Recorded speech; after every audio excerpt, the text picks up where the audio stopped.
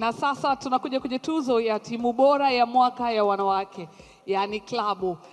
Tuzo ya timu bora ya wanawake wanaowania ni JKT Queens, Shirikisho la Soka Tanzania, TFF, Fox Divas, Shirikisho la Mpira wa Kikapu Tanzania, Wheelchair Tennis, Gymkhana Club, Tanzania Wheelchair Tennis Association.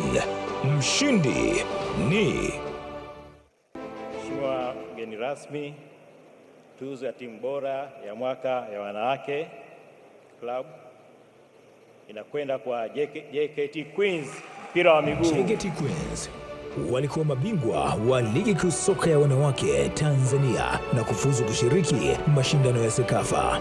Walifanikiwa kuchukua ubingwa wa ligi kuu ya wanawake Tanzania bara msimu wa mwaka 24-25. Hongera sana sana sana, big congratulations.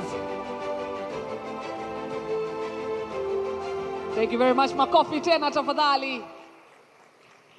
Makofi kwa Tuzo sana. ya klabu bora ya wanaume ya mwaka 2025 wanaowania Simba Sports Club, Shirikisho la Soka Tanzania TFF, Dar City Basketball Club, Shirikisho la Mpira wa Kikapu Tanzania.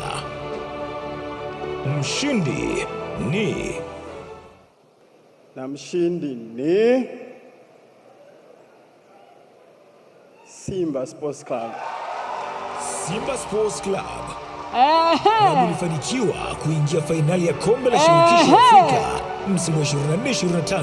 Makofi tena tafadhali. Simba iliingia katika orodha ya timu 10 bora zinazowania tuzo ya klabu bora Afrika kwa mwaka 2025.